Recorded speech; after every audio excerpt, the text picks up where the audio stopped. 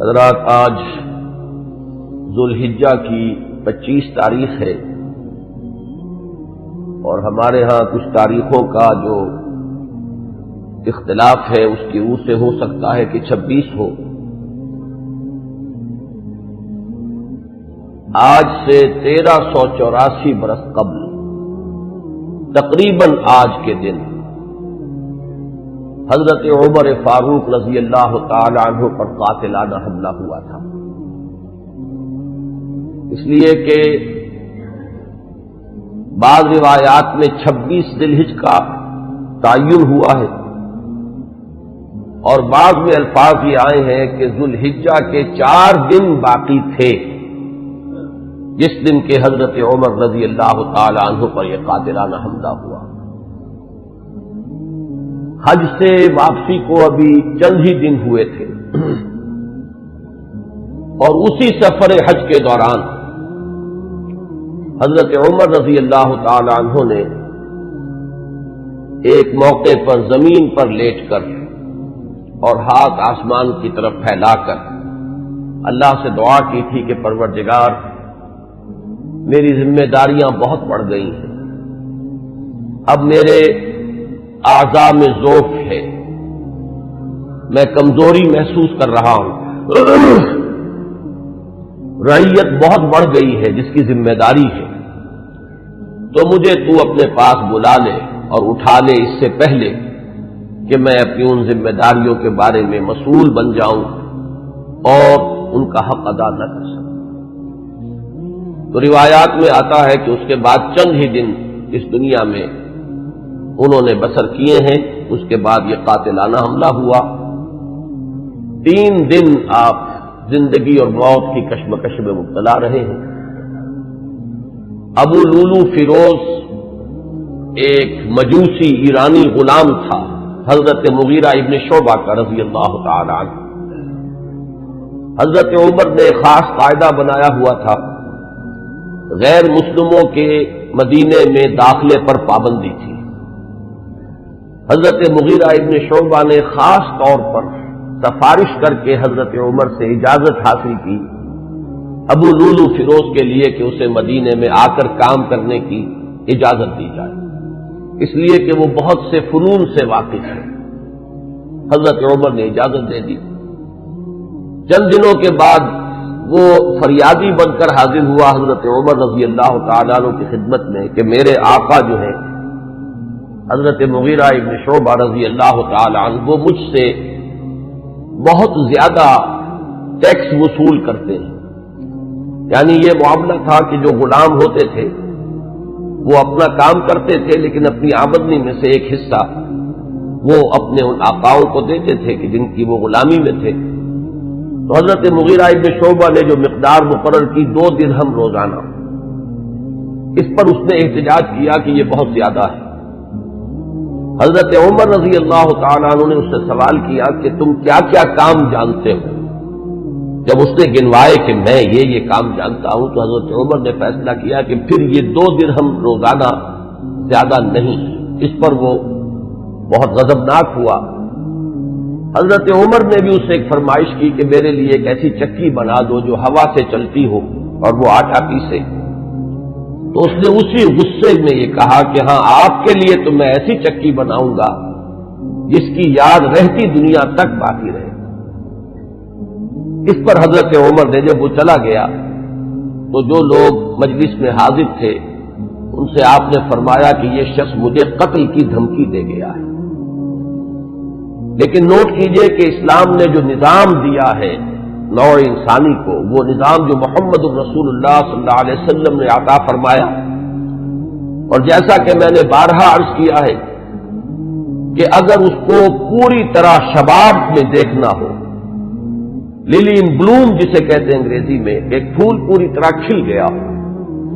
اگر وہ نظام اس کیفیت میں آپ دیکھنا چاہیں تو وہ در حقیقت خلافت عمر فاروق کا دور ہے رضی اللہ تعالی عنہ۔ وہ تمام خصائص، وہ تمام برکات جو اس نظام میں ہیں، نظام عدل اجتماعی، وہ اپنے نقطۂ عروج پر نظر آتے ہیں حضرت عمر فاروق رضی اللہ تعالی عنہ کے عہد خلافت میں۔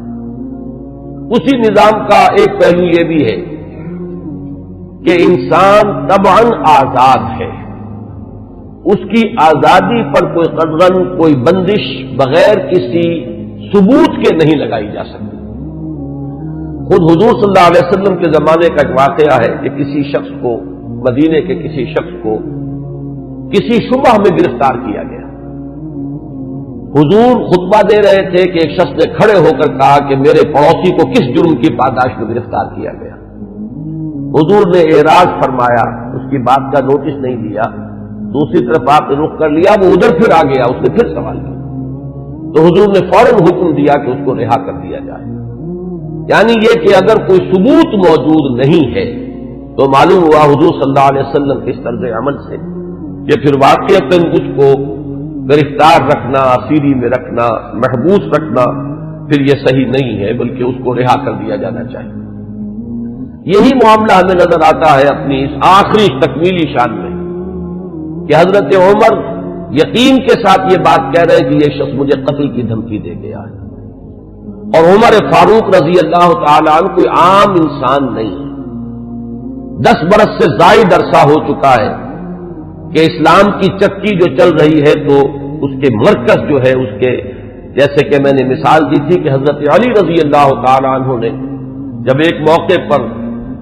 فارس کے محاذ پر، ایران کے محاذ پر صورتحال کچھ مخدوش ہو گئی تھی تو حضرت عمر نے یہ ارادہ کیا تھا کہ وہ خود محاذ پر جائیں اور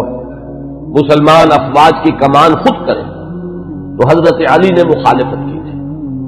اور انہوں نے مشورہ دیا تھا اور یہ الفاظ فرمائے تھے کہ آپ کا اپنی جگہ سے ہل جانا یہ تو پورے اس نظام کے درہم برہم کرنے کا سبب بن سکتا ہے، اور یہی تشبیہ دی تھی کہ چکی اسی وقت تک چلتی ہے جبکہ اس کی وہ کلی اپنی جگہ پر قائم رہے۔ تو آپ کی مثال تو اس پورے نظام کے لیے اس کلی کسی ہے۔ تو 10 برس تک وہ چکی جو ہے گھوم رہی تھی اسی شخصیت کے گرد، اور کتنے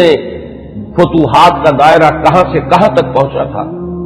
اتنی بڑی کوئی سلطنت اس سے پہلے تاریخ انسانی میں کبھی وجود ہی میں نہیں آئی تھی، لیکن یہ کہ اس کے باوجود کہ اتنی عظیم سلطنت کے ذمہ دار ترین فرد ہیں حضرت عمر، میں حاکم کا لفظ استعمال نہیں کرنا چاہتا اس لیے کہ یہ لفظ بھی ہمارے اس نظام عدل اجتماعی کے ساتھ مناسبت نہیں رکھتا، نہ وہ حاکم تھے نہ حکمران تھے، وہ تو سید القوم خادمہم کی کامل مثال جو ہو سکتی ہے وہ حضرت عمر فاروق ہے رضی اللہ تعالی عنہ۔ لیکن یہ کہ اس نظام کی ذمہ دار ترین شخصیت ہے حضرت عمر، لیکن انہوں نے اپنے حفاظت کا کوئی اہتمام نہیں کیا، کوئی باڈی گارڈ کا انتظام نہیں کیا،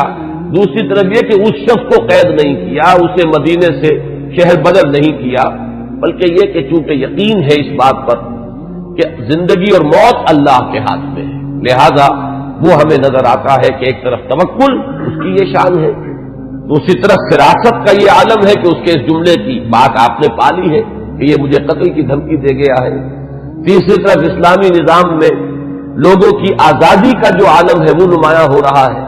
ایک ایسے شخص کو جس کے بارے میں شک ہے اس کو گرفتار نہیں کیا جا رہا، اس کے خلاف کوئی تعلیمی کارروائی نہیں ہو رہی۔ بہرحال اس شخص نے چند ہی دن کے بعد فجر کی نماز جب حضرت عمر فاروق ادا کرنے کے لیے آگے بڑھے ہیں اور آپ نے نیت باندھی، یہ شخص پہلی صف میں موجود تھا اور اس کا خنجر جو ہے 2 دھاری خنجر، دونوں طرف اس کے جو ہے وہ دھار تھی، اس کو اس نے حضرت عمر رضی اللہ تعالی عنہ پر جو وار کیے تو 6 وار حضرت عمر پر اس نے پے بپے کیے، حضرت عمر گر گئے رضی اللہ تعالی عنہ۔ حضرت عبد الرحمن ابن عوف نے مختصر ترین صورتوں کے ساتھ پھر وہ نماز فجر ادا کروائی۔ نماز کا یہ عالم ہے کہ یہ نہیں ہوا کہ وہ درہم برہم ہو گیا ہو نظام، لیکن یہ کہ چونکہ جیسے کہ میں ابھی یہ لفظ استعمال کر رہا تھا کہ اس وقت جو وہ نظام مملکت تھا یا نظام حکومت تھا اس میں مرکزی حیثیت حضرت عمر فاروق کی تھی رضی اللہ تعالی عنہ، اسی طرح اسلام کے نظام میں یہ اقامت صلاۃ ہے کہ اس کی وہی اہمیت ہے کہ اگرچہ حضرت عمر فاروق زخمی ہو گئے، گر گئے، لیکن جماعت کا نظام تو درہم برہم نہیں ہوا ہے، نماز ادا کی گئی ہے 2 رکعتیں جو ہے مختصر ترین قرات کے ساتھ۔ پھر لوگوں نے اس کو پکڑنے کی کوشش کی ہے تو اس نے مزید وار کر کے 13 افراد کو اور زخمی کیا۔ ایک شخص جب اس طریقے سے بکھرا ہوا ہو اور دوسرے لوگ تیار نہ ہو تو صورتحال سمجھ میں آتی ہے۔ ان میں سے 6 حضرات جو ہے وہ شہید ہو گئے۔ معاملہ صرف حضرت عمر کا نہیں، پکڑنے کی جب کوششیں ہر طرح سے ناکام ہو گئی تو کسی عراقی شخص کے بارے میں آتا ہے کہ اس نے کوئی کپڑا کمبل وغیرہ اس کے اوپر ڈالا ہے، تب وہ قابو میں آیا ہے، لیکن پھر اس نے فوراً خودکشی کر لی۔ حضرت عمر رضی اللہ تعالیٰ عنہ نے سوال کیا، جیسے ہی آپ اس قابل ہوئے کہ سوال کر سکیں کہ میرا قاتل کون ہے، جب بتایا گیا کہ وہی ابو لولو فیروز ہے تو آپ نے اللہ کا شکر ادا کیا کہ اللہ کا شکر ہے کہ میرا قاتل کوئی مسلمان نہیں ہے۔ یعنی جو بات کے 12-13 برس بعد ہونے والی تھی، حضرت عثمان رضی اللہ تعالیٰ عنہ کے قاتلین وہ جو بھی آپ انہیں کہیں نام نہاد مسلمان تھے، کلمہ گو تھے، وہ محمد الرسول اللہ صلی اللہ علیہ وسلم کا کلمہ پڑھنے والے تھے، کلمہ شہادت کو انہوں نے اپنے لیے ڈھال بنایا تھا۔ اس سے جو فتنہ شروع ہوا ہے جس کو میں اس سے پہلے بیان کر چکا ہوں کہ الفتنۃ الکبریٰ، سب سے بڑا فتنہ جو ہے وہ حضرت عثمان رضی اللہ تعالیٰ عنہ کی شہادت سے شروع ہوا ہے۔ اس سے پہلے یہ معاملہ اگرچہ حادثۃ الکبریٰ تو اسے آپ کہہ سکتے ہیں، بہت بڑا حادثہ ہے، لیکن یہ ہے کہ اس سے کسی فتنے کا آغاز نہیں ہوا، بلکہ یہ کہ اس کے بعد بھی وہ چکی اسی طرح چلتی رہی۔ کم و بیش 10 برس ہے حضرت عثمان رضی اللہ تعالیٰ عنہ کے عہد خلافت کے کہ وہ بھی اسی شان کے حامل ہے، وہی یکجہتی ہے، وہی امن و امان ہے، اسی طرح فتوحات کا سلسلہ جاری ہے، انقلاب محمدی علی صاحب الصلاۃ والسلام کا سیلاب جو ہے وہ بڑھ رہا ہے اسی شان سے، جو میں نے بارہا آپ کو سنایا ہے اقبال کا یہ مصرع کہ تھمتا نہ تھا کسی سے سیل رواں ہمارا، تو کم و بیش 10 برس اس کے بعد یہ کیفیت جاری رہی ہے، تو اس سے کسی بڑے فتنے کا آغاز نہیں ہوا۔ حضرت عمر رضی اللہ تعالیٰ عنہ پر یہ قاتلانہ حملہ ہوا ہے 26 یا یہ کہ 25، 26، 27 ان میں سے کوئی تاریخ ہوگی، 4 دن بقایا تھے۔ اب اگر 30 کا مہینہ ہو تو اس کی تاریخ اور بن جائے گی، 29 کا ہو تو کچھ بدل جائے گی، تقریباً وہ آج کا دن ہی پڑتا ہے، اور یہ ہے سن 23 ہجری۔ انتقال ہوا ہے تو پھر تدفین جو ہوئی، حضرت صہیب رومی رضی اللہ تعالی عنہ کے بارے میں وصیت تھی کہ وہ میری نماز جنازہ ادا کریں، اس کی امامت کریں، تو 1 محرم الحرام سن 24 ہجری کو تدفین ہوئی ہے۔ تدفین کا یہ واقعہ بھی بڑا اہم ہے، اور آپ سب حضرات کے علم میں ہوگا کہ حضرت عمر نے اپنے صاحبزادے عبداللہ ابن عمر رضی اللہ تعالی عنہما کو بھیجا حضرت عائشہ کی خدمت میں کہ میری بڑی خواہش ہے کہ آپ کے حجرے میں میں دفن ہو جاؤں جہاں محمد الرسول اللہ صلی اللہ علیہ وسلم اور حضرت ابوبکر صدیق رضی اللہ تعالی عنہ مدفون تھے۔ حضرت عائشہ نے فرمایا، اور اس سے جو مقام ان کی نگاہ میں تھا حضرت عمر کا وہ بھی ظاہر ہوتا ہے کہ کس طرح انہوں نے اثار کیا ہے، کس قدر ان کے لیے یہ مرحلہ کٹھن ہوگا فیصلے کا کہ اس حجرے میں صرف ایک قبر کی جگہ اور تھی۔ حضرت عائشہ نے فرمایا ام المومنین رضی اللہ تعالی عنہا کہ یہ جگہ میں نے اپنے لیے مخصوص کی ہوئی تھی، میں چاہتی تھی کہ میں خود یہاں دفن ہوں، اور اس میں کوئی حرج نہیں تھا، اس لیے کہ حضور دفن تھے وہاں، وہ آپ کے شوہر تھے، حضرت ابوبکر دفن تھے، وہ ان کے والد تھے، لیکن میں عمر کو اپنی ذات پر ترجیح دیتی ہوں، لہذا میں اجازت دیتی ہوں کہ حضرت عمر کو وہاں دفن کر دیا جائے۔ جب حضرت عمر کے پاس واپس آئے حضرت عبداللہ ابن عمر اور آپ نے پوچھا ہے کہ کیا جواب لائے، اور جواب دیا گیا کہ اجازت ہو گئی ہے، تو فرمایا کہ یہ آخری آرزو تھی زندگی کی، اللہ کا شکر ہے کہ وہ پوری ہو گئی۔ یہ جو حادثہ فاجعہ ہے، جہاں تک اس کے تاریخی پس منظر کا تعلق ہے وہ میں نے بارہا بیان کیا ہے، اور وہ در حقیقت سمجھ میں آتا ہے فلسفہ انقلاب کی روشنی میں۔ اگر فلسفہ انقلاب سامنے ہو تو یہ تمام واقعات جو ہے آئسولیٹڈ ایونٹس کی حیثیت سے پھر سامنے نہیں آتے، علیحدہ علیحدہ واقعات اور حوادث نہیں ہے، بلکہ یہ کہ ان کے مابین ایک ربط جو ہے وہ سامنے آ جاتا ہے۔ یہی فرق ہے تاریخ اور فلسفہ تاریخ میں۔ تاریخ اپنی جگہ ایک شعبہ علم ہے، اور فلسفہ تاریخ اپنی جگہ ایک مستقل فن ہے۔ تاریخ میں واقعات جو ہے وہ پیش نظر ہوتے ہیں، اور فلسفہ تاریخ جو ہے وہ ان واقعات کا پس منظر، ان کے اسباب و علل، ان کے عواقب و نتائج، پھر ان کے مابین ربط اور تعلق جو ہے وہ ان کو تلاش کرتا ہے۔ ظاہر بات ہے کہ اس دنیا میں جو حوادث رونما ہوتے ہیں، جو واقعات ہیں، کوئی نہ کوئی ان کے اسباب کا سلسلہ ہوتا ہے، کہ جیسے آپ کو معلوم ہے کہ فساد خون ہے تو پھوڑا کہیں ادھر نکل آیا، کہیں ادھر نکل آیا، کہیں ٹانگ پہ نکل آیا، کہیں بازو پر نکل آیا، تو وہ علیحدہ علیحدہ پھوڑے نظر آتے ہیں. لیکن یہ کہ ایک طبیب جانتا ہے کہ در حقیقت یہ ایک ہی مرض ہے جس کا کہ یہ ظہور ہو رہا ہے، سبب ایک ہے، یہ سلسلہ اندر جو ہے جڑا ہوا ہے.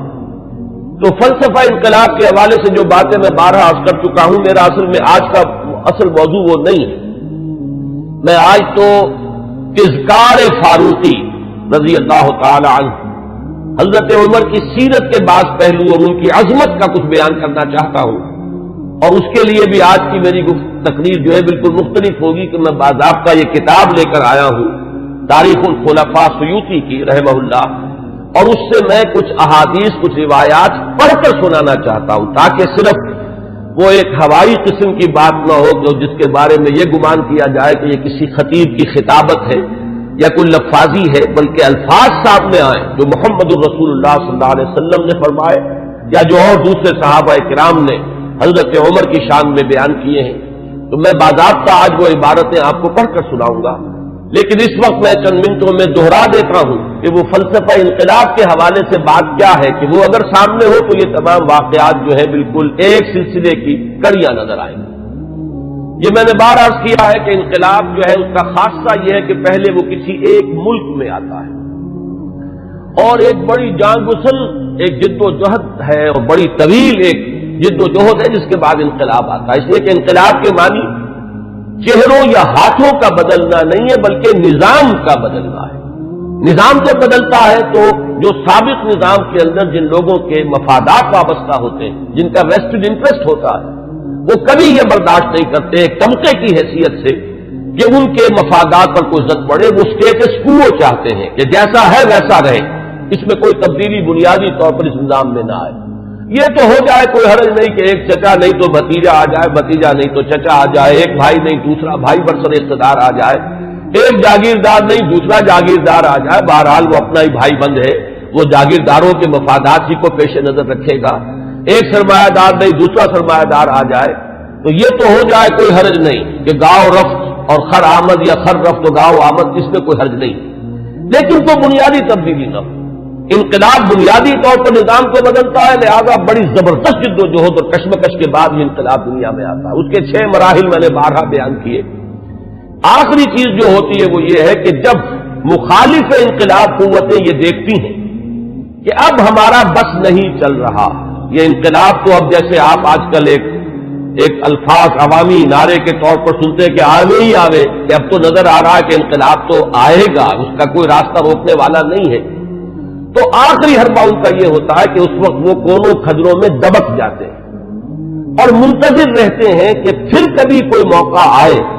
کوئی بہت ہی مناسب موقع، کوئی اپارچن مومنٹ کہ اس پر پھر ہم ضربے کاری دوبارہ لگائیں. اس وقت دبک جاؤ، اس وقت جو ہے اپنے سر نیچے کر. اس کو کہتے ہیں کاؤنٹر ریولیوشنری موومنٹ.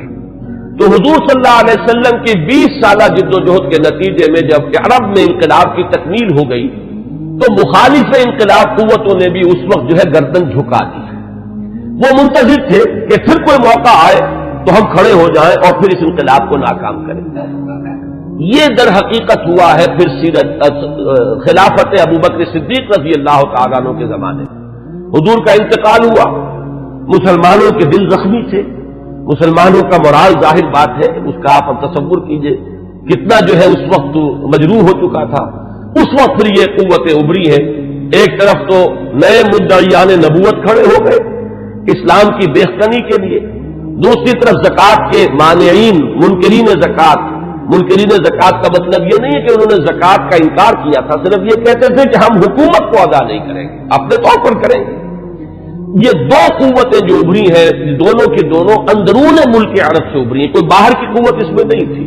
بلکہ اندرون ملک عرب، کیونکہ ابھی تک انقلاب کی تکمیل بھی تو عرب ہی کی حد تک ہوئی تھی. تو جو مخالف انقلاب قوتیں وہ بھی وہیں سے ابھری. حضرت ابوبکر صدیق رضی اللہ تعالیٰ عنہ کے مناقب کا یہ بہت اہم باب ہے کہ ایک آئرن ول کے ساتھ، ایک آہنی عظیمت کے ساتھ، بلکہ یوں کہیے کہ کوہ ہمالیہ جیسی عظیمت کے ساتھ انہوں نے مقابلہ کیا اور ان تمام مخالف انقلاب تحریکوں کو اور قوتوں کو کچل کر اور پھر انہوں نے ذمہ داری جو ہے سنبھالی حضرت عمر فاروق کو، اور بہت جلد وہ تو اللہ تعالیٰ کے حضور میں اور محمد الرسول اللہ صلی اللہ علیہ وسلم کی رفاقت کے لیے وہ آخرت میں روانہ ہو گئے۔ اب جو دور آیا ہے جس کا آغاز حضرت ابو بکر کے زمانے میں ہوا تھا، ویسے تو یہ کہ غزوہ تبوک اور غزوہ موتا حضور کی حیات طیبہ میں ہوئے ہیں، لیکن ابھی تک کوئی فتوحات کا دائرہ جو ہے حضور کے زمانے میں نہیں تھا۔ حضرت ابوبکر کے زمانے میں فتوحات کا معاملہ شروع ہوا، شام میں پیش قدمی ہوئی، کچھ عراق کے اندر بھی پیش قدمی ہوئی۔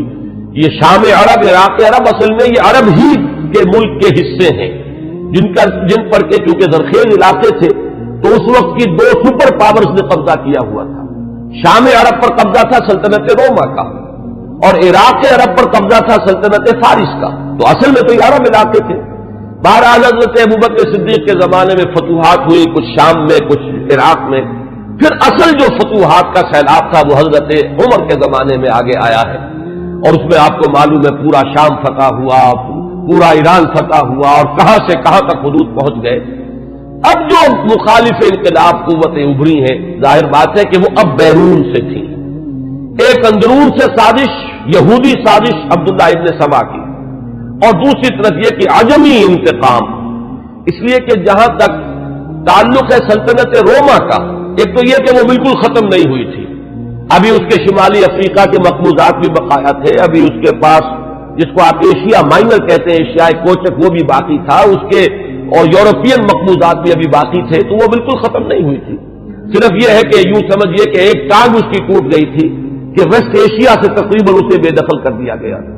جبکہ سلطنت ایران کا معاملہ یہ کہ وہ تو بالکل ختم ہو گئی،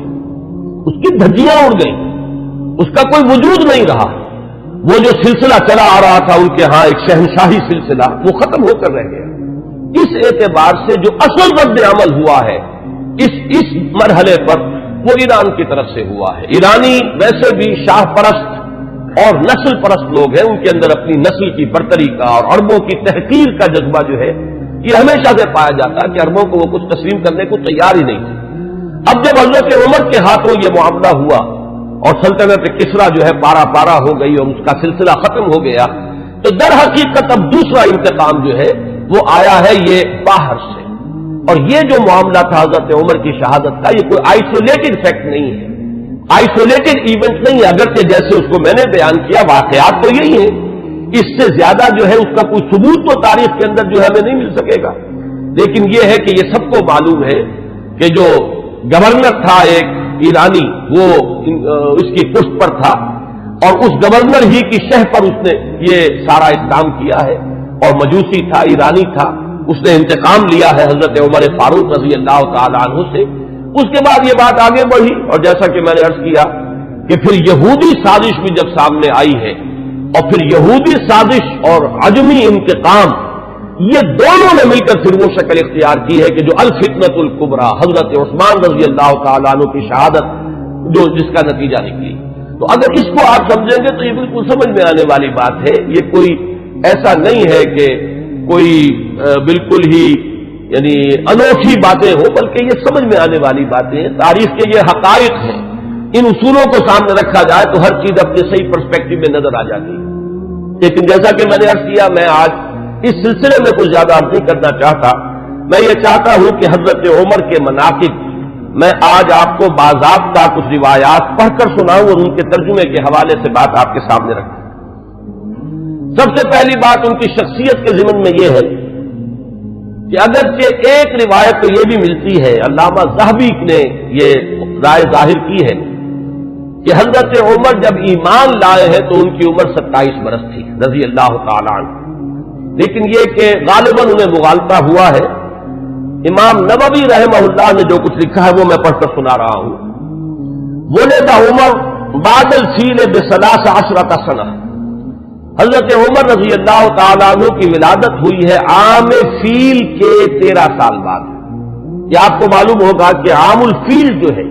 جس سال کے ابرہہ نے حملہ کیا تھا خانہ کعبہ پر، وہ آیا تھا لے کر مکے پر چڑھائی کے لیے، اپنے ہاتھیوں کے ساتھ اپنا ایک لشکر جرار لے کر آیا تھا، اسی سال حضور کی ولادت باسعادت ہوئی ہے۔ 13 برس بعد حضرت عمر کی ولادت ہے، گویا کہ جب آفتاب نبوت طلوع ہوا ہے، یعنی جب کہ وحی کا آغاز ہوا ہے، تو حضرت عمر رضی اللہ تعالیٰ عنہ کی عمر 27 برس تھی۔ اور چھٹے سال، اس پہ بالکل اتفاق ہے کہ چھٹے سال نبوت میں، یعنی جب کہ حضور صلی اللہ علیہ وسلم کو آغاز وحی کو آپ پر 6 برس ہو چکے تھے، اس سال یہ ایمان لائے، اس میں کسی اختلاف کی گنجائش نہیں ہے، بلکہ یہ کہ حضرت حمزہ رضی اللہ تعالیٰ عنہ کا بھی کیونکہ سال ایمان لانے کا سال وہی ہے، لہذا اس میں ذرا سا مجھے آج تحقیق کرنی پڑی تو معلوم ہوا کہ حضرت حمزہ پہلے ایمان لائے ہیں، حضرت عمر بعد میں۔ فرق جو ہے وہ صرف 3 دن کا ہے، حضرت حمزہ 3 دن قبل ایمان لائے ہیں اور حضرت عمر رضی اللہ تعالی عنہ یہ 3 دن کے بعد ایمان لائے ہیں۔ تو جس وقت وہ ایمان لائے ہیں اس کا مطلب یہ ہے کہ 30 برس عمر تھی حضرت عمر رضی اللہ تعالی عنہ کی، اور جب آپ کا انتقال ہوا ہے، شہادت ہوئی ہے، تو 63 برس عمر تھی، اور یہ وہی عمر ہے جس میں کہ حضور صلی اللہ علیہ وسلم کا انتقال ہوا اور حضرت ابوبکر کا انتقال ہوا، یعنی جو قرب اور اعتبارات سے ہے، صاحبین کو، شیخین کو، جو بھی آپ انہیں کہیں، حضرت ابوبکر حضرت عمر رضی اللہ تعالی عنہما، ان دونوں کی جو مشابہتیں حضور کے ساتھ ہیں وہ اس پہلو سے بھی ہے کہ اس دنیاوی زندگی جو ہے اس کا کی وہی مقدار ہے، اتنے ہی عرصے حضور اس دنیا میں رہے ہیں، اس حیات دنیاوی میں، اور اتنے ہی عرصے حضرت ابوبکر اور حضرت عمر رضی اللہ تعالی عنہما۔ اس کے بعد چند الفاظ جو امام نبوی کے ہیں وہ میں آپ کو پڑھ کر سنا رہا ہوں۔ وَكَانَ مِنْ أَشْرَافِ قُرَيْشِ، قریش کے انتہائی جو باعزت گھرانے ہیں ان میں سے ان کا تعلق ہے، یہ بنو عدی سے تعلق رکھتے تھے، اور 8ویں پشت میں حضور کے ساتھ سلسلہ نسب حضرت عمر فاروق رضی اللہ تعالیٰ عنہ کا مل جاتا ہے۔ وَإِلَيْهِ كَانَتِ السِّفَارَةُ فِي الْجَاهِلِيَّةِ، اب ان کا جو مقام جاہلیت میں تھا، اس میں بھی سمجھیے ایام جاہلیت سے مراد ہے اسلام لانے سے پہلے جو ان کا مقام اپنے اس نظام میں تھا جو قبائلی نظام تھا عرب کے اندر، قریش میں ان کی حیثیت کیا تھی؟ تو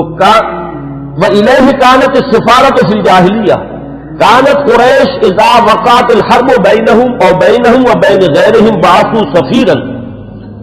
أي رسولا وإذا نافرهم منافر أو فاخرهم مفاخر بعثوه منافرا أو مفاخرا۔ اب یہ قبائلی زندگی کا پورا نقشہ اس عبارت میں آ گیا ہے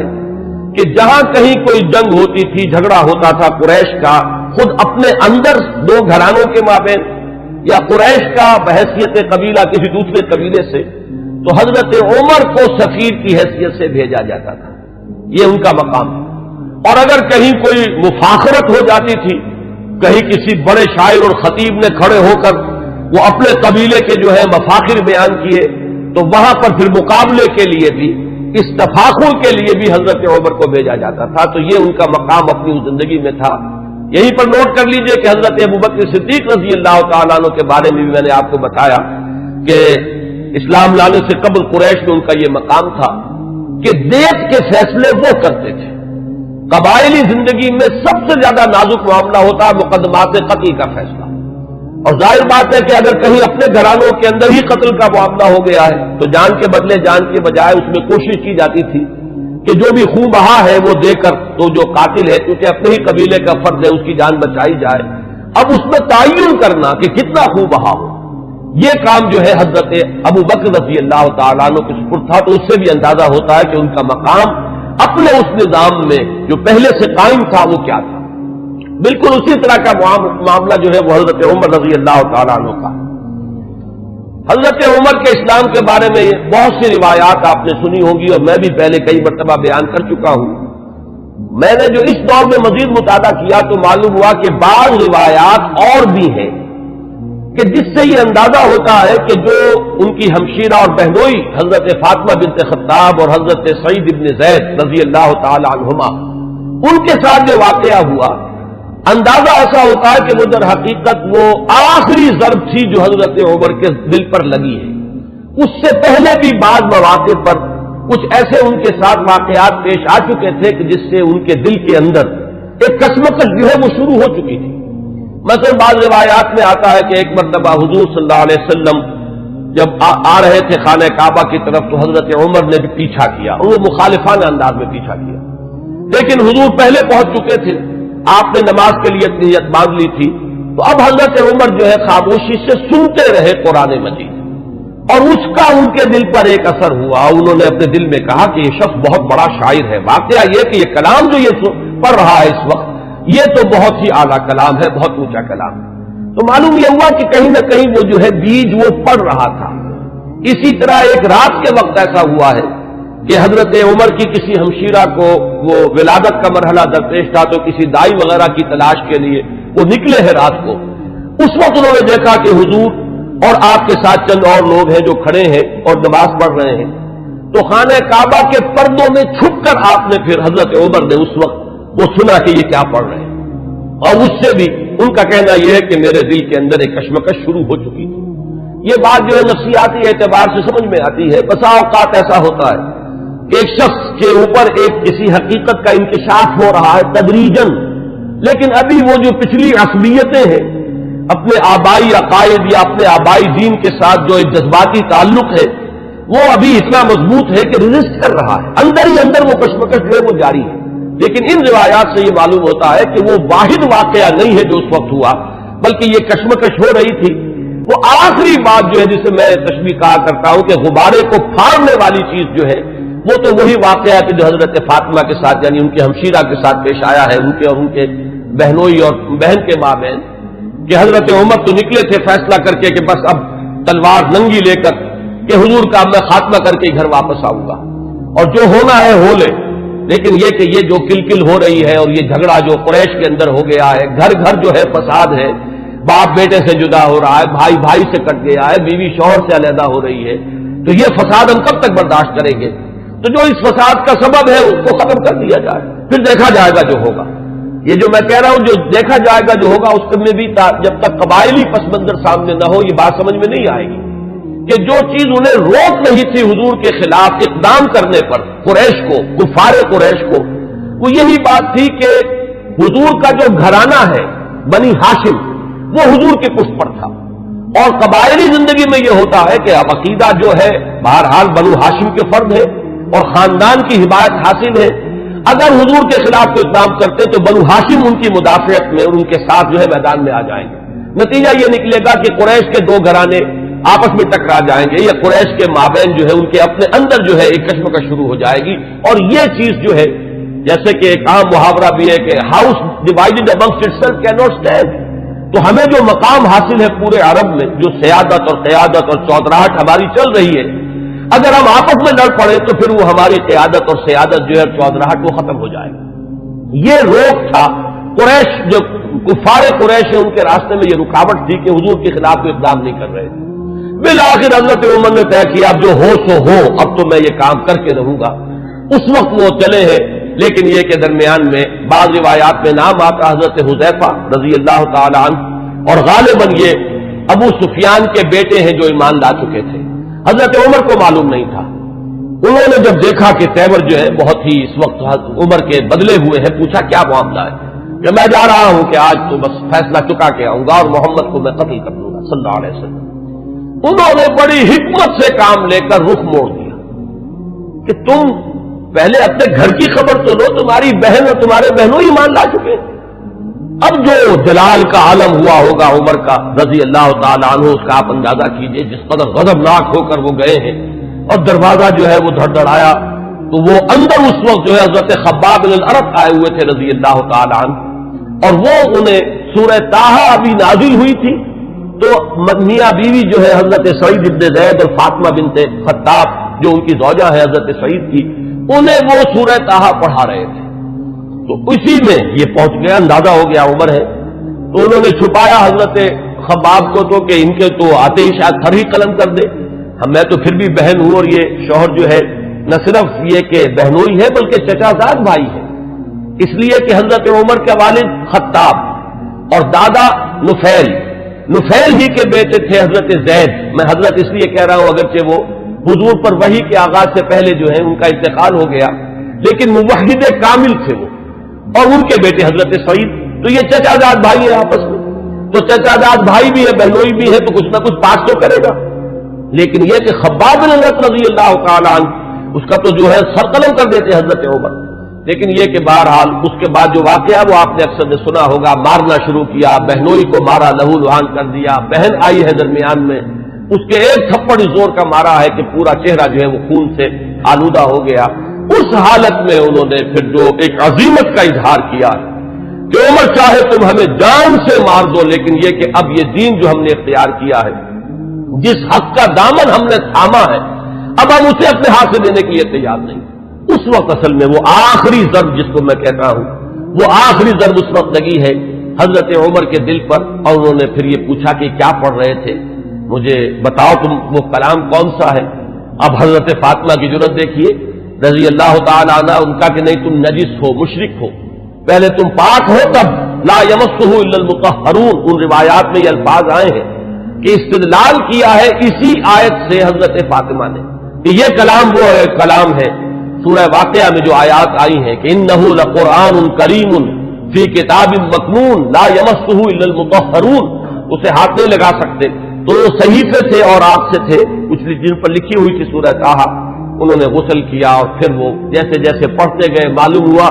کہ وہ حجابات جو رہے سہے تھے وہ بھی اترتے چلے گئے، تانا بانا جو ہے دل دھلتا چلا گیا، اور وہ پھر اس کے بعد حاضر ہوئے ہیں تو دروازے پر بیت ارقم میں جہاں حضور اس وقت مقیم تھے، دروازے پر حضرت حمزہ کا نام بھی آتا ہے کہ حضرت حمزہ بھی وہاں پہرے پر تھے جبکہ حضرت عمر پہنچے ہیں، لیکن یہ کہ پھر وہ ایمان لائے۔ تو یہ واقعہ جو ہے اور حضرت عمر کے مزاج کے بارے میں، یہ صدیقین اور شہداء اور ان کے خاص مزاج، یہ میں تفصیلاً پہلے بیان کر چکا ہوں، اس لیے اسے نہیں دہرا رہا۔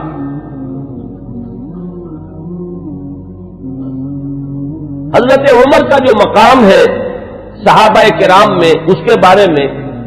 علامہ سیوطی، بلکہ یہ کہ یہ علامہ نووی جو شارح ہے مسلم شریف کے، ان کے الفاظ میں اب آپ کو سنا رہا ہوں۔ هو احد السابقین الاولین واحد العشرۃ المشہود لهم بالجنہ واحد الخلفاء الراشدین واحد اصحاب النبی علیہ الصلوۃ والسلام، اور آخری الفاظ اہم ترین ہیں واحد کبار علماء الصحابۃ والزہادہم۔ باقی چیزیں تو آپ کے علم میں ہیں، سابقون الاولون میں سے ہیں۔ اکثر کا اتفاق یہ ہے کہ حضرت عمر جس وقت ایمان لائے ہیں تو لگ بھگ 40 افراد اس وقت تک ایمان لا چکے تھے، لیکن بہرحال یہ سابقون الاولین میں ان کا شمار ہے۔ پھر یہ کہ 10 جن کے بارے میں کہ حضور نے صراحت کے ساتھ جنت کی بشارت دی ہے اس دنیا ہی میں، جنہیں ہم کہتے ہیں عشرہ مبشرہ، ان میں سے ایک ہے۔ پھر خلفائے راشدین میں ان کا شمار ہے بالاتفاق۔ اب اہل تشیع کا معاملہ میں اسے خارج کر رہا ہوں، لیکن یہ کہ اہل سنت کے نزدیک۔ پھر یہ کہ حضور صلی اللہ علیہ وسلم کے ساتھ جو رشتہ ہے، حضرت حفصہ رضی اللہ تعالی عنہا ام المومنین، یہ ان کی صاحبزادی ہیں۔ آخری الفاظ ان کی طرف میں نے توجہ دلائی، وہ کیا ہے کہ احد کبار علماء صحابۃ والزہادہ، دونوں اعتبارات سے کہ وہ صحابہ کرام میں جو مختلف اوصاف کے اعتبار سے تقسیم کی جاتی ہے، مثلا بعض فقہائے صحابہ، علماء صحابہ، وہ صحابہ کے جن کو علم سے، تفقہ سے، قرآن اور سنت کے گہرے فہم سے خصوصی مناسبت تھی، تو حضرت عمر رضی اللہ تعالیٰ عنہ کا شمار بھی انہی میں سے ہے۔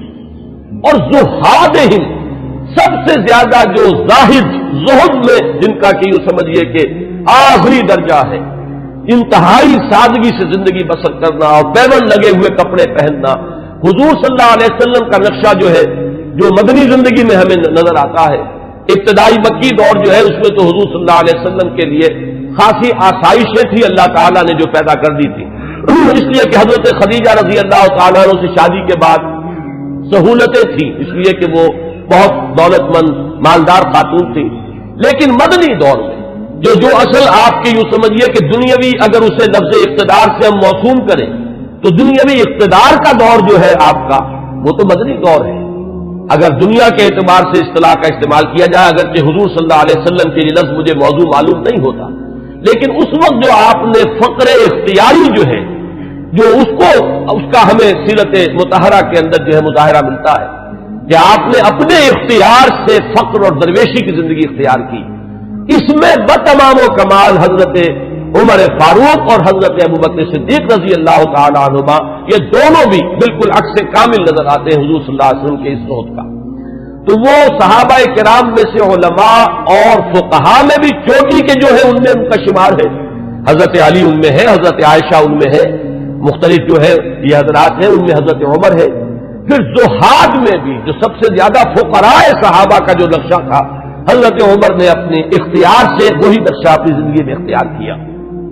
कुल 539 अहादीस हैं जो हजरत उमर से बढ़वी। लेकिन जो खास बात नोट करने की है कि उनसे जो अजल्ला सहाबा हैं, जलील कद्र सहाबा, हजरत उस्मान ने उनसे रिवायत की, हजरत अली ने उनसे रिवायत की, हजरत तलहा ने उनसे रिवायत की, साद इब्न अबी वक्कास ने उनसे रिवायत की, अब्दुर्रहमान इब्न औफ उनसे रिवायत करने वाले हैं, इब्न मसऊद, हजरत अबू जर, अम्र इब्न अबसा और उनके बेटे खुद हजरत उमर के साहिबजादे अब्दुल्लाह, इब्न अब्बास, इब्न जुबैर, अनस, अबू हुरैरा और अम्र इब्न आस, अबू मूसा अशरी, ये सहाबा किराम हैं जिन्होंने हजरत उमर से रिवायत की। बात समझ लीजिए कि जाहिर बात है कि हुजूर की सोबत में हर वक्त तमाम सहाबा तो नहीं रहते थे। अब एक वक्त में हजरत उमर है और हजरत उमर ने हुजूर से कोई बात सुनी है, बाकी सहाबा उस वक्त मौजूद नहीं है, तो सहाबा भी एक दूसरे से रिवायत करते हैं। ये नहीं है कि सहाबी से सिर्फ ताबी रिवायत करेगा, बल्कि सहाबा भी कि जो एक दूसरे से जो रिवायत करते हैं कि जो बात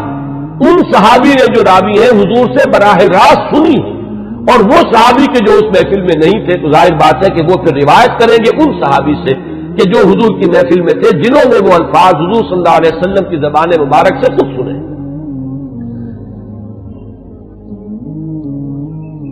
दो रिवायात अब मैं आपको सुना रहा हूं हजरत उमर के इस्लाम के ज़िमन में जो हुजूर की दुआ मंकूल है। एक दुआ जो है इसमें मशहूर है, आमतौर पर हजरत उमर के मौजू पर, सीरत के मौजू पर जो तकरीरें आपने सुनी होंगी उनमें आपकी सुनने में आई होगी। एक दूसरी है, वो भी मैं चाहता हूं कि आज आप सुन लें। पहली रिवायत इमाम तिरमिज़ी रहमतुल्लाह अलैह लाए है और इसके रावी हजरत अब्दुल्लाह इब्न उमर है रज़ी अल्लाह तआला अन्हुमा। अन्नन नबी अलैहिस्सलातु वस्सलाम क़ाल, हुजूर सल्लल्लाहु अलैहि वसल्लम ने फरमाया, अल्लाहुम्मा अइज़्ज़िल इस्लाम बिअहब्बि हाज़ैनि रजुलैनि इलैक उमर इब्न ख़त्ताब और बिअबी जहल इब्न हिशाम। और इसी रिवायत को तबरानी ने हजरत इब्न मसऊद और हजरत अनस रज़ी अल्लाह तआला अन्हुमा से रिवायत किया। गोया कि ये तीन रिवायतें हैं, लेकिन ये कि सनद के एतबार से जो इमाम तिरमिज़ी की रिवायत है वो चूंकि ऊंची है लिहाजा मतन उसका दिया है। बाकी ये रिवायत जो है तबरानी लाए है हजरत अब्दुल्लाह इब्न मसऊद से और हजरत अनस से रज़ी अल्लाह तआला अन्हुमा कि ऐ अल्लाह, इन दो अशखास में से जो तुझे महबूब हो उसके इस्लाम के जरिए से इस्लाम को इज्जत अता फरमा। कौन है वो दो अशखास? हजरत उमर रज़ी अल्लाह तआला अन्हु, उमर इब्न ख़त्ताब और अम्र इब्न हिशाम। अबू जहल उसकी असल में कुन्नियत है, नाम उसका अम्र था। ये उमर है, वो अम्र है।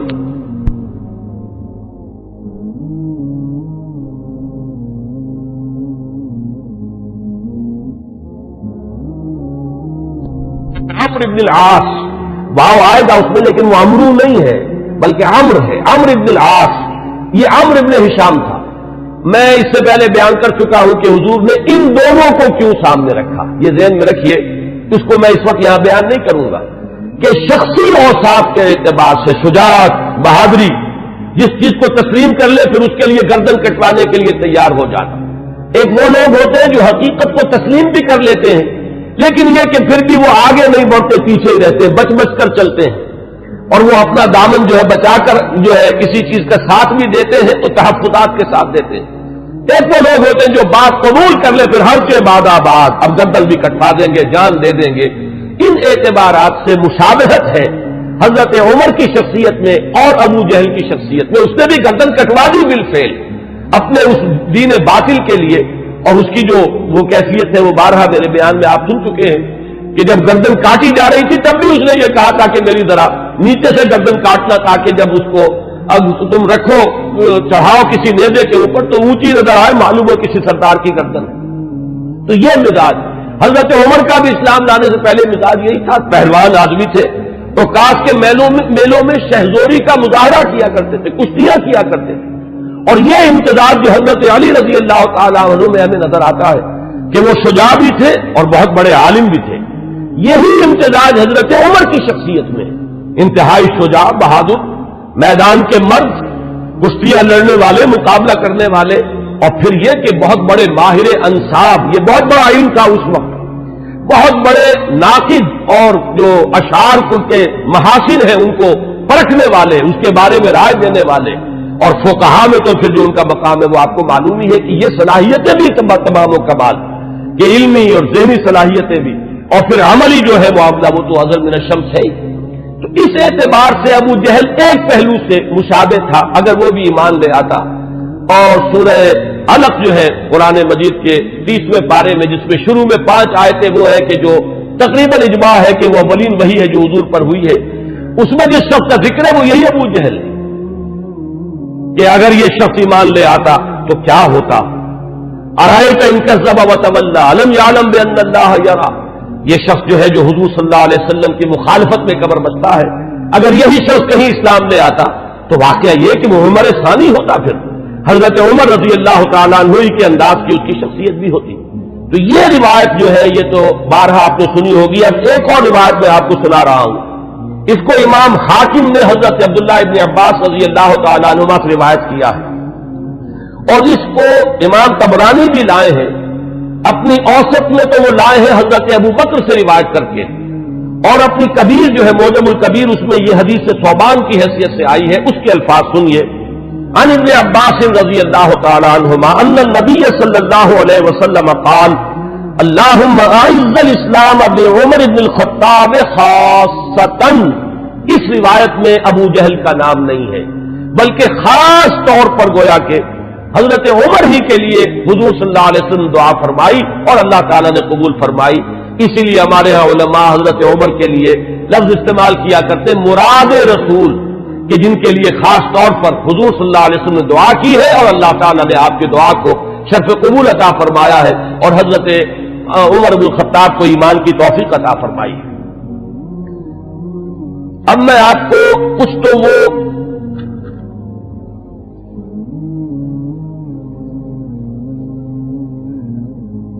اس سے پہلے کہ میں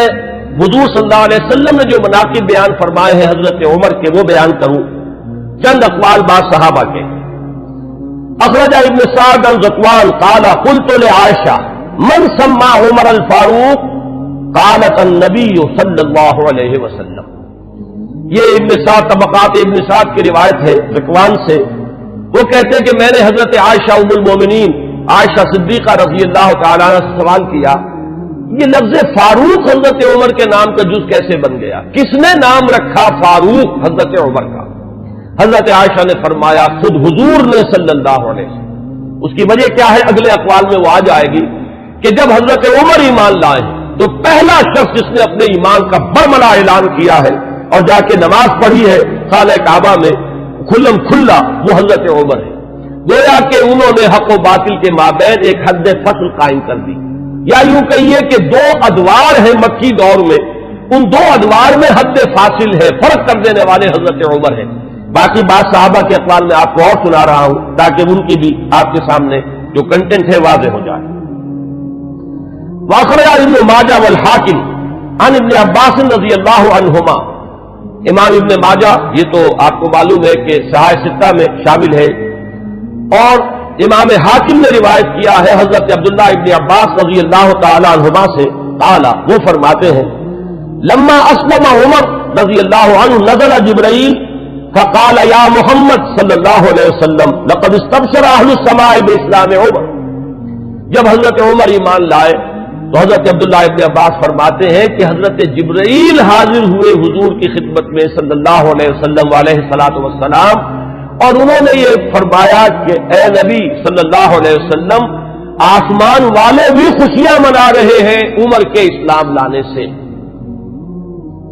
واخرج البخاری عن ابن مسعود رضی اللہ عنہ قال ما زلنا عزة منذ اسلم عمر رضی اللہ عنہ. حضرت ابن مسعود رضی اللہ تعالیٰ عنہ سے روایت ہے، امام بخاری کی روایت ہے، یہ صحیح بخاری کی روایت. وہ فرماتے ہیں کہ جب ایمان لے آئے حضرت عمر تو پھر ہم پر کمزوری نہیں رہی، پھر ہم قوت والے ہو گئے، عزت والے ہو گئے. اب وہ بات نہیں رہی کہ ہم دبے دبے تھے، بلکہ ہماری بھی اب جو ہے ہمتیں بن گئی. ابن سعد کی روایت ہے طبرانی اور ابن سعد کی ابن مسعود سے رضی اللہ تعالیٰ عنہ، یہ ان کا قول ہے. کان اسلام عمر فتحا وکانت ہجرتہ نصرا وکانت امامتہ رحمتا وَلَقَدْ رَأَيْتُنَا وَمَا نَسْتَطِيعُ أَن نُّصَلِّيَ إِلَى الْبَيْتِ حَتَّى أَسْلَمَ عُمَرُ فَلَمَّا أَسْلَمَ عُمَرُ قَاتَلَهُمْ حَتَّى تَرَكُونَا فَصَلَّيْنَا. حضرت عبداللہ ابن مسعود جو ہے یہ مناقب میں بیان فرما رہے ہیں، حضرت عمر کا اسلام لانا گویا کہ اسلام کی فتح تھی، ان کی ہجرت اسلام کی نصرت تھی، ان کی امامت اسلام کے حق میں رحمت تھی، اور ہم اپنے آپ کو دیکھتے تھے، یعنی ایمان لا چکے تھے لیکن ہم بیت اللہ میں نماز نہیں پڑھ سکتے تھے جب تک کہ عمر اسلام نہیں لے آئے۔ جب عمر اسلام لے آئے تو پھر انہوں نے مقابلہ کیا کفار کا، تو انہوں نے پھر ہم سے تعارض کرنا چھوڑ دیا، اب ہم نے بیت اللہ میں نمازیں پڑھنی شروع کر دی۔ یہی وہ لفظ ہے جس کی وجہ سے کہ حضرت عمر فاروق قرار پا رہے ہیں۔ واخرج ابن سعد والحاکم عن حذیفہ رضی اللہ عنہ لما اسلم عمر كان الاسلام كالرجل المقبل لا يزداد الا قربا فلما قتل عمر كان الاسلام كالرجل المدبر لا يزداد الا بعدا۔ یہ بہت ہی حکیمانہ قول ہے حضرت حذیفہ کا رضی اللہ تعالی عنہ، اور اسے امام حاکم نے اور ابن سعد نے دونوں نے روایت کیا ہے۔ یہ حضرت حذیفہ فرما رہے کہ جب حضرت عمر اسلام لے آئے تو اسلام ایک آنے والے شخص کے مانند ہو گیا کہ جو شخص آ رہا ہو وہ ہر لحظہ آپ سے قریب تر ہوتا چلا جا رہا ہے۔ گویا کہ یہ اسلام کی ترقی کا ایک اور اسلام کے اقبال کا یہ ایک کی علامت بنا ہے حضرت عمر کا اسلام لانا۔ ولما قتل عمر، اور جب عمر شہید کر دیے گئے رضی اللہ تعالی عنہ، کان الاسلام كالرجل المدبر، تو اب اسلام ایک جانے والے شخص کے مانند ہو گیا، لا يزداد الا بعدا، کہ جو جانے والا ہے وہ ہر قدم جو اٹھاتا ہے وہ ہم سے اور دور ہوتا چلا جاتا ہے۔ گویا کہ اسلام کی عزت کا جو نقطۂ عروج ہے، کلائمیکس ہے، وہ حضرت عمر کی ذات ہے کہ در حقیقت ان کے ساتھ ہی اسلام کا دور اقتدار شروع ہوا، غلبہ دور۔ وہ حدیث جو ہے بہت اہم ہے جو امام مسلم لائے ہیں حضرت ابو ہریرہ رضی اللہ تعالی عنہ سے کہ حضور نے فرمایا بدا الاسلام غریبا وسیعود کما بدا فطوبى للغرباء۔ اسلام کا جب آغاز ہوا ہے تو وہ اجنبی سا تھا، لوگ اس کے جاننے پہچاننے والے نہیں تھے، کچھ اس کے ہمدرد و غمخوار نہیں تھے، بلکہ اصل میں تو مخالفت تھی، مقابلہ تھا۔ حضور نے فرمایا کہ اب اگرچہ دور آ گیا ہے کہ اسلام کو غلبہ حاصل ہو گیا، لیکن عنقریب اسلام پھر اسی حالت کو لوٹ جائے گا۔ تو تہنیت ہو، مبارکباد ہو، خوشخبری ہو ان لوگوں کے لیے جو جب اسلام حالت غربت کو پہنچ جائے تو وہ بھی اسلام کے دامن سے وابستہ رہے، چاہے وہ خود بھی لوگوں کے اندر جو ہے ان کو پہچانا نہ جائے، اجنبی ہو کر رہ جائیں، انہیں دقیانوسی کہا جائے، لیکن وہ اسلام کے دامن سے وابستہ رہے، ان کے لیے تہنیت اور مبارکباد ہے۔ اس حدیث میں سمجھیے تو یوں کہا جا سکتا ہے کہ حضرت عمر ہے وہ حد فاصل، کہ وہ بدا الاسلام غریباً سے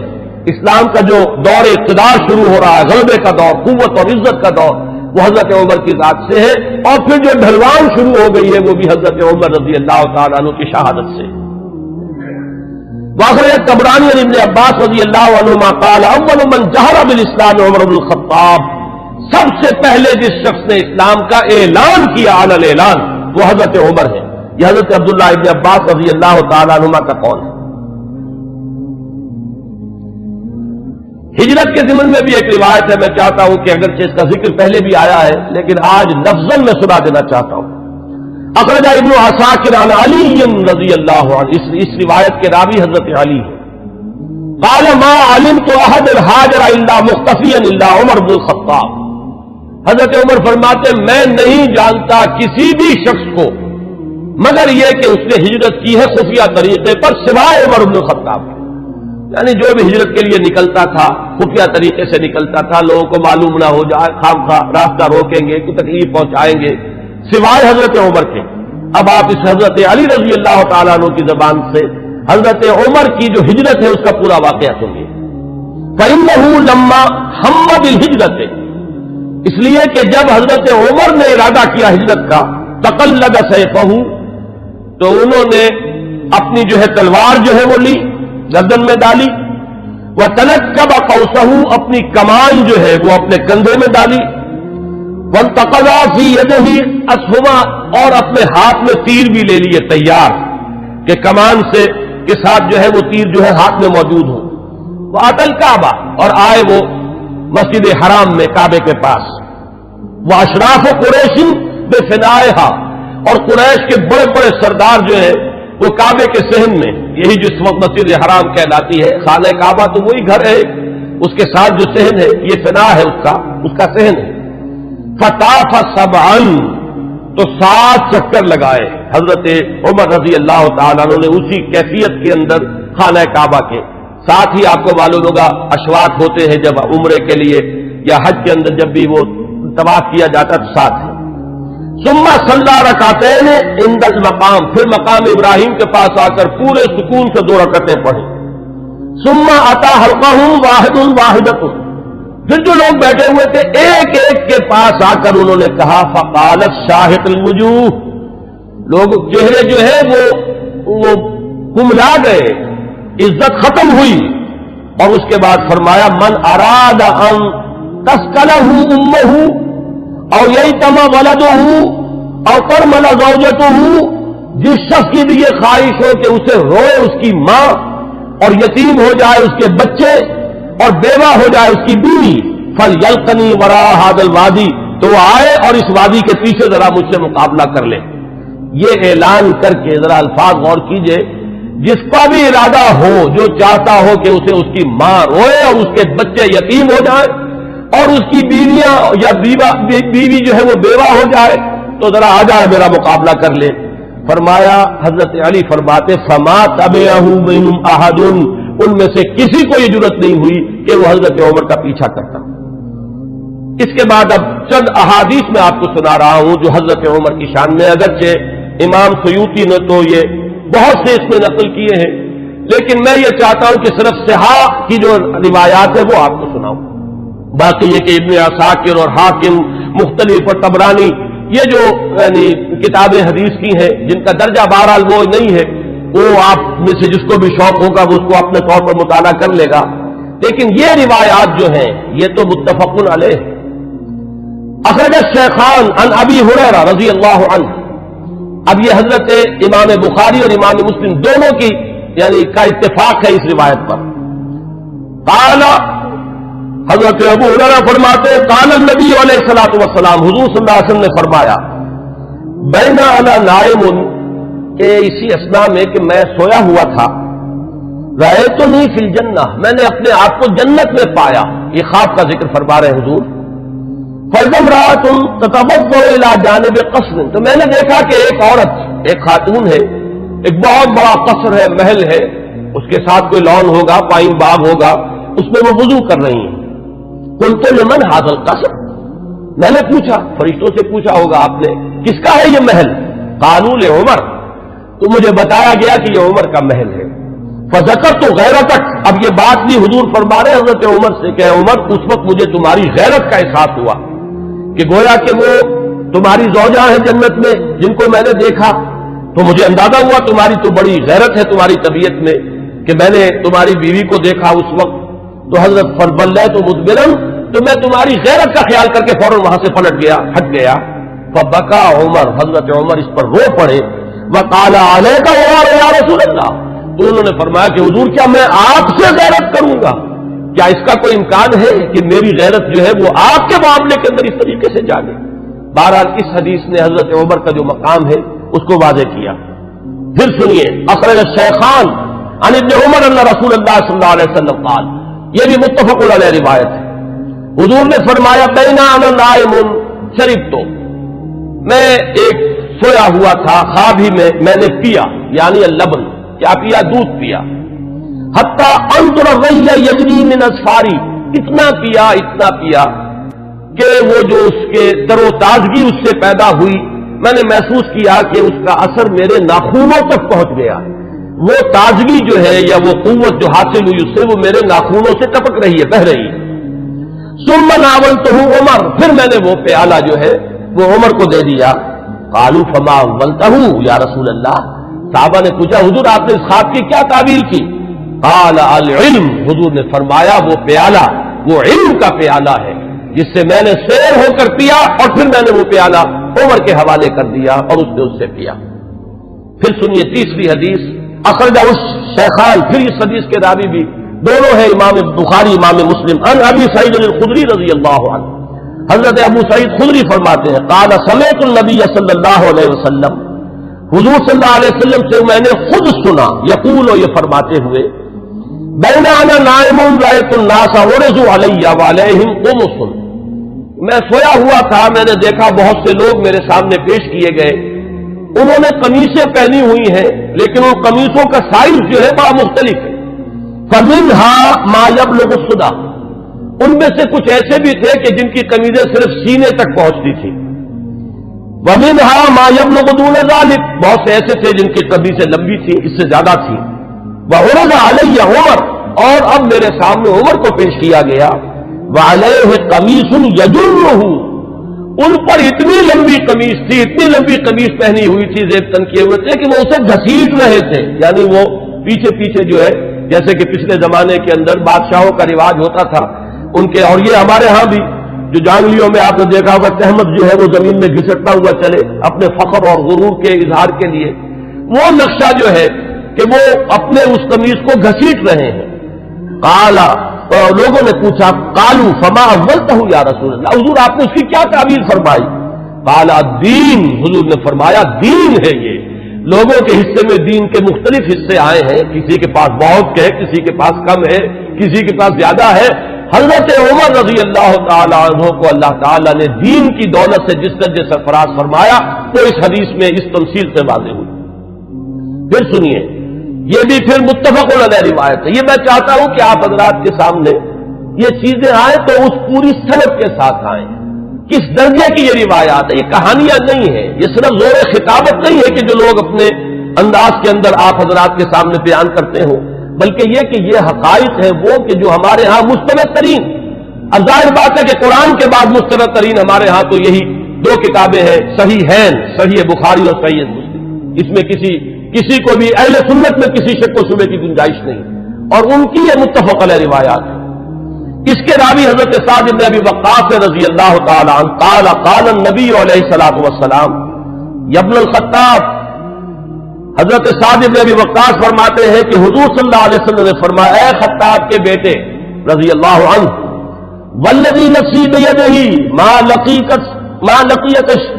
لقیک الشیطان سالکا فجا قط الا سلک فجا غیر فجک، اے خطاب کے بیٹے میں یہ دیکھتا ہوں کہ جس راستے سے تو چل رہا ہوتا ہے شیطان جو ہے اس راستے سے کہیں کترا کر کسی اور گھاٹی سے نکل جاتا ہے، یعنی وہ آمنا سامنا کرنے کی قوت نہیں رکھتا ہے عمر تمہارے ساتھ۔ اب روایت جو ہے یہ صرف بخاری کی ہے، متفق علیہ نہیں، لیکن اصح الکتب بعد کتاب اللہ تو یہ صحیح بخاری ہے۔ عن ابی ہریرہ قال النبی علیہ الصلوۃ والسلام لقد كان فيما قبلكم من الامم ناس محدثون فإن يكن في امتي احد فإنه عمر، حضرت حضور صلی اللہ علیہ وسلم کا فرمان کیا ہے؟ حضرت ابو ہریرہ راوی ہے کہ حضور نے فرمایا کہ تم سے پہلی جتنی امتیں گزری ہیں، جتنے رسولوں کو اللہ تعالیٰ نے امتیں عطا فرمائی، ان میں محدث ہوتے تھے۔ محدث وہ ہے، اس کو میں نے پہلے بھی کبھی عرض کیا تھا کہ یہ لفظ جو ہے زبر اور زیر کے فرق سے بہت اس کے اندر معنی کا جو ہے فرق واقع ہو جاتا ہے۔ محدث، یہ تو ہمارے ہاں محدثین کرام، امام بخاری، حدیث نبوی کے ماہرین عالمین، وہ ہے محدثین، اور محدث وہ شخص ہوتا ہے جس سے اللہ کلام کرے، جس سے اللہ کی طرف سے الہام ہوتا ہو، وہ محدث ہے۔ حضور نے فرمایا کہ تم سے پہلے جتنی امتیں بھی گزری ہیں ان میں محدث ہوتے تھے، میری امت میں اگر کوئی محدث ہے تو وہ عمر ہے رضی اللہ تعالی عنہ۔ اس کا ایک بڑا گہرا تعلق ہے کہ کتنی چیزیں، کتنے معاملات ہیں، اگرچہ میں نے نشان تو اور بہت سی روایات کے اوپر بھی لگائے ہوئے ہیں، لیکن میں سمجھتا ہوں کہ میں اسی پر اکتفا کروں۔ البتہ ایک چیز جو ہے حضرت عمر رضی اللہ تعالیٰ عنہ کے مناقب میں جو اہم ترین ہے، وہ میں چاہتا ہوں کہ ذرا چند منٹ اور لے کر آپ کے سامنے بیان کر دوں، اور وہ اسی سے کہ محدث اس شخص کو کہتے ہیں جس سے اللہ ہم کلام ہوتا ہو، جس پر الہام ہوتا ہو، جس کا ملائے اعلیٰ کے ساتھ اتنا گہرا روحانی تعلق ہو، جس کی ذہنی مناسبت ہو کہ جو بات جو ہے دین میں ابھی آئی نہیں ہے وہ بھی حضرت عمر رضی اللہ تعالیٰ عنہ کے مزاج کی مناسبت سے ان پر منکشف ہو جاتی تھی۔ چنانچہ آپ نے خطبوں میں، ہمارے ہاں اہل سنت کے خطبوں میں جب مختلف نام لیے جاتے ہیں خلفائے راشدین کے، تو ہر ایک کی شان میں کچھ الفاظ بارہا آپ نے سنے ہوں گے۔ چنانچہ حضرت ابوبکر کے بارے میں الفاظ آتے ہیں کہ تمام لوگوں میں انبیاء کے بعد بالاتفاق جو افضل ترین انسان ہے وہ حضرت ابوبکر ہیں. حضرت عمر کے بارے میں الفاظ آتے ہیں الذی کان رأیہ موافقا بالوحی والکتاب، عمر بن الخطاب رضی اللہ عنہ. اس میں چونکہ کچھ قافیہ بھی ملانے کی جن حضرات نے بھی یہ خطبہ مرتب کیا ہے، تو عربی زبان میں چونکہ اس کی بھی ایک اہمیت ہے، صوتی آہنگ ہوتا ہے، تو کچھ قافیے بھی ملائے گئے ہیں. جامع آیات القرآن عثمان ابن عفان رضی اللہ تعالیٰ عنہ، اس طریقے سے. تو حضرت عمر کے بارے میں یہ الفاظ آپ نے بہت سنے ہوں گے کہ الذی کان رأیہ موافقا بالوحی والکتاب، وہ شخص کہ جس کی رائے وحی اور کتاب کے موافق تھی. میں نے ایک مرتبہ یہ عرض کیا تھا اور آج پھر جسارت کر رہا ہوں کہ غیر شعوری طور پر ان الفاظ نے حضرت عمر کا درجہ گھٹا دیا ہے، اس لیے کہ یہ شان تو ہر صحابی کی ہے. ہو ہی نہیں سکتا کہ وحی اور کتاب کے موافق ان کی رائے نہ ہو. جب وحی اور کتاب آ گئی تو اب کسی صحابی کی یہ شان ہے ہی نہیں. جیسے کہ قرآن مجید میں فرمایا گیا کہ ما کان للمؤمن ولا مؤمنۃ اذا قضى الله امرا ان يكون له الخيرة في امره. جب اللہ اور اس کے رسول کی طرف سے کوئی فیصلہ صادر کر دیا جائے پھر کسی مومن اور مومنہ کے لیے یہ ممکن ہی نہیں ہے کہ اس کے بعد بھی وہ کوئی اپنا اختیار سمجھے اور اپنی کوئی رائے علیحدہ رکھے. تو اس حد تک تو حضرت عمر کی بات بھی اگر ہے تو وہ تو تمام صحابہ کے ساتھ ہے. اصل شان تو یہ ہے کہ الذی کان الوحی والکتاب موافقا برأیہ. حضرت عمر کی شان یہ ہے کہ وحی اور کتاب نازل ہوئی ہے ان کی رائے کی موافقت میں. ایک رائے ان کی طرف سے پہلے آئی ہے اور کلام اللہ میں وہ حکم اس کے مطابق نازل ہو گیا ہے. ظاہر بات ہے کہ اس کا سبب نزول یہ نہیں ہے کہ حضرت عمر نے یہ فرمایا معاذ اللہ، لیکن یہ کہ وہ موافقت نزول سے قبل کی مناسبت، وہ ذہنی اور باطنی اور روحانی اور قلبی جو مناسبت حضرت عمر کو حاصل تھی اس حقیقت کے ساتھ، اس کی وجہ سے جو بات آپ کے ذہن میں آتی تھی اسی کے مطابق قرآن مجید میں پھر حکم نازل ہو جاتا تھا. امام عبداللہ شیبانی نے 21 اس کی مثالیں دی ہیں، جس کو کہ یہاں اس وقت جو ہے میں ظاہر بات ہے کہ نقل نہیں کر سکتا. ان میں سے 5-6 جو بہت اہم ہے وہ میں گنوا رہا ہوں. سب سے پہلی بات یہ کہ حضرت عمر نے یہ فرمایا تھا، عرض کیا تھا حضور صلی اللہ علیہ وسلم سے لَاتَّخَذْنَا مِن مقام ابراہیم مصلی. حضور کیا ہی اچھا ہو اگر ہم مقام ابراہیم کو اپنی جائے نماز بنائیں، ہم یہاں پر نماز ادا کیا کریں. فَنَزَلَتْ، اور اس کے بعد یہ آیت نازل ہو گئی وَاتَّخِذُوا مِن مقام ابراہیم مصلی. یہ الفاظ جو ہے تقریباً بالکل وہی ہے کہ جو الفاظ حضرت عمر نے اپنے قول میں استعمال کیے تھے بالکل اسی کے مطابق یہ وہی نازل ہوئی. اسی طرح دوسری بات حضرت عمر ہے جنہوں نے حضور صلی اللہ علیہ وسلم سے فرمایا، عرض کیا تھا یا رسول اللہ يدخل على نسائك البر والفاجر فلو امرتهن يحتجبن، کہ حضور آپ کے گھروں میں مومن بھی آتے ہیں، منافق بھی آ جاتے ہیں، نیک بھی آتے ہیں اور فاجر قسم فاسق قسم کے لوگ بھی آ جاتے ہیں، تو کیا ہی اچھا ہو اگر آپ اپنی ازواج کو پردے کا حکم دیں. فنزلت آیت الحجاب، اس کے بعد جو ہے وہ حجاب والی آیت نازل ہو گئی. نمبر 3 واجتمع نساء النبی علیہ الصلوۃ والسلام فی الغیرہ. قلت، حضرت عمر یہ فرماتے ہیں کہ جب حضور صلی اللہ علیہ وسلم کے ازواج مطہرات نے وہ ایک ایکا کر لیا تھا، یہ واقعہ ہے جو آتا ہے سیرت میں، حضور صلی اللہ علیہ وسلم سے نان نفقے کے مطالبے کے لیے کہ کچھ ہمارا بھی جو ہے روزینہ بڑھا دیا جائے، کچھ ہمارے لیے بھی وسعت ہو جانی چاہیے. جیسے حضرت فاطمہ حاضر ہوئی تھی حضور کی خدمت میں کہ اب تو عام لوگوں کے گھروں کے اندر جو ہے بڑی خوشحالی ہے، تو مجھے بھی کوئی کنیز یا غلام عنایت ہو جائے. اسی طرح ازواج مطہرات کا معاملہ ہے، انہوں نے بھی اسی دلیل سے کہ اب تو عام لوگوں کے گھروں کے اندر بڑی خوشحالی ہو گئی ہے تو کچھ نہ کچھ ہمیں بھی وسعت اور کشادگی کا انتظام کر دیا جائے. تو جب یہ معاملہ ہوا تو حضرت عمر نے یہ کہا تھا، جو الفاظ فرمائے تھے اس کے مطابق وہ آیت نازل ہوئی عسى ربه ان طلقكن ان يبدله ازواجا خيرا منكن. یہ تیسری مثال ہے. چوتھی مثال، بدر کے اسیروں کے ضمن میں جب مشورہ ہوا حضرت عمر کی رائے یہ تھی کہ ان سب کو قتل کیا جائے. نہ صرف یہ کہ قتل کیا جائے بلکہ جو بھی رشتہ دار ہو کسی اسیر کا مسلمانوں میں سے قریب ترین رشتہ دار وہ اپنے ہاتھ سے اسے قتل کرے. اگرچہ حضور صلی اللہ علیہ وسلم پر تو آپ کو معلوم ہے کہ غلبہ تھا، رافت، رحمت، شفقت، نرمی اسی لیے قرآن مجید میں 2 جگہ وہ آیت نازل ہوئی ہے کہ حضور سے فرمایا اللہ نے کہ نبی آپ کی نرمی کے یہ لوگ حقدار نہیں ہیں، یہ کفار اور منافقین، آپ کی نرمی اہل ایمان کے حق میں ہو تو کیا کہنے ہیں، مطلوب ہے، لیکن یہ آپ کی اس نرمی سے جو بیجا فائدہ اٹھا جاتے ہیں کفار و منافقین، تو ذرا آپ اپنی طبیعت میں ان کے لیے سختی پیدا کیجیے۔ یا ایھا النبی جاہد الکفار والمنافقین واغلظ علیہم، 2 جگہ پر یہ آیت آئی ہے، سورہ تحریم میں بھی ہے، سورہ توبہ میں بھی ہے۔ تو وہی بات جو ہے یہاں پر ہوئی تھی کہ حضور کی طبیعت میں بھی غلبہ تھا، اور حضرت ابوبکر انتہائی رقیق القلب، حضور صلی اللہ علیہ وسلم کی سیرت کے اس اعتبار سے عکس کامل، وہی شفقت اور رحمت، ارحم امتی بامتی ابوبکر واشدہم فی امر اللہ عمر، وہی معاملہ یہاں تھا۔ تو بہرحال جب یہ فیصلہ ہو گیا کہ انہیں فدیہ لے کر چھوڑ دیا جائے، تو پھر قرآن مجید میں جو آیت نازل ہوئی سورہ انفال میں ہے، وہ آپ کے علم میں ہوگا کہ اس میں توثیق ہوئی حضرت عمر کی رائے کی۔ اسی طریقے سے شراب کی حرمت کے ضمن میں حضرت عمر رضی اللہ تعالیٰ عنہ نے پہلے سے کہنا شروع کر دیا تھا،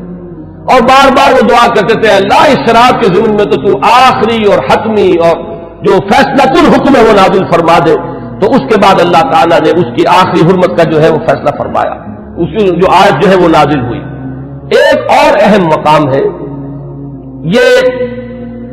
ابن ابی حاتم لائے اپنی تفسیر میں حضرت انس سے، قال عمر، اور حضرت عمر رضی اللہ تعالیٰ عنہ خود اس کے راوی ہیں، وافقت ربی فی 40، یہاں حضرت عمر فرما رہے ہیں 4 چیزوں میں میرے رب کے ساتھ میری کامل موافقت ہو گئی کہ جو بات میرے ذہن میں آئی، بلکہ یہاں تو میں جو مثال دے رہا ہوں جو زبان پر آ گئی حضرت عمر کے، بالکل وہی جو ہے وہی کے اندر الفاظ نازل ہو گئے۔ وہ فرماتے ہیں کہ نزلت هذه الآیہ، جب یہ آیت نازل ہوئی ہے سورہ مومنون میں ہے، وَلَقَدْ خَلَقْنَا الْإِنسَانَ مِنْ سُلَالَةٍ مِنْ طِينٍ ثُمَّ جَعَلْنَاهُ نُطْفَةً فِي قَرَارٍ مَكِينٍ ثُمَّ خَلَقْنَا النُّطْفَةَ عَلَقَةً فَخَلَقْنَا الْعَلَقَةَ مُضْغَةً فَخَلَقْنَا الْمُضْغَةَ عِظَامًا فَكَسَوْنَا الْعِظَامَ لَحْمًا ثُمَّ أَنشَأْنَاهُ خَلْقًا آخَرَ۔ جب یہ آیات نازل ہوئی تو میری زبان پر فوراً الفاظ جاری ہو گئے، فَتَبَارَكَ اللَّهُ أَحْسَنُ الْخَالِقِينَ، اور بین ہی یہی الفاظ بعد میں قرآن مجید میں بھی وحی کے ذریعے سے نازل ہو گئے۔ یہ میں نے صرف آپ کو 6 مثالیں سنائی ہیں، 21 مثالیں ہیں اس طرح کی کہ جو عبداللہ شیبانی رحمہ اللہ نے اپنی کتاب میں جو ہے اس کو درج کیا ہے، کہ بالکل ذہن میں سمجھیے کہ ایک ذہن ہے، ایک مزاج ہے، ہم آہنگی ہے، حقیقت تک اتنی رسائی ہو چکی ہے، اتنا قرب ہو چکا ہے کہ بالکل سوچ وہی ہے، بلکہ یہ کہ نزول کے بعد تو ظاہر بات ہے کہ ہر صحابی کی وہی سوچ ہوتی تھی، لیکن یہ ہے کہ پہلے سے ذہن کا اس درجے ہم آہنگی اختیار کر لینا، یہ حضرت عمر رضی اللہ تعالیٰ عنہ کے مناقب میں سے یہ بھی ایک بہت اہم پہلو ہے۔ آج اسی پر اکتفا کر رہا ہوں۔ آئندہ کے بارے میں میرا ایک خیال ہے، جمعے کی ان تقاریر کے ضمن میں ایک رہتا ہے مسئلہ کہ اب کس موضوع کو اختیار کیا جائے۔ میرا ارادہ یہ ہے کہ آئندہ سے جو سب سے اہم اور بنیادی موضوع ہے ہمارے دین کا، ایمان اور اس کی حقیقت اور اس کے لوازم اور اس کے تقاضے، اور اس میں بڑی اہم بحثیں ہیں کہ ایمان کا عمل سے کوئی تعلق ہے یا نہیں، اور ہے تو کیا ہے، ایمان کا لازمی نتیجہ جہاد ہے یا نہیں، وہ اس کے لیے کیا دلیل ہے، ایمان کا مادہ کیا ہے، اس کے لفظی معنی کیا ہے۔ میں انشاءاللہ تعالیٰ ایک سلسلہ تقاریر اس موضوع پر شروع کروں گا تاکہ جو بنیادی ہمارے دینی تصورات ہیں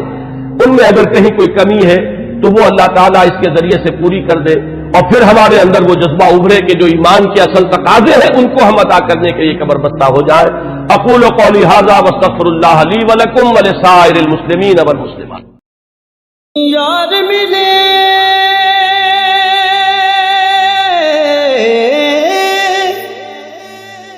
دلدار ملے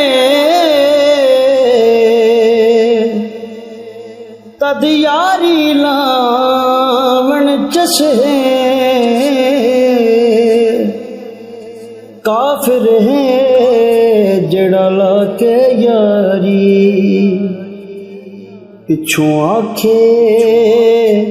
میری بس ہے۔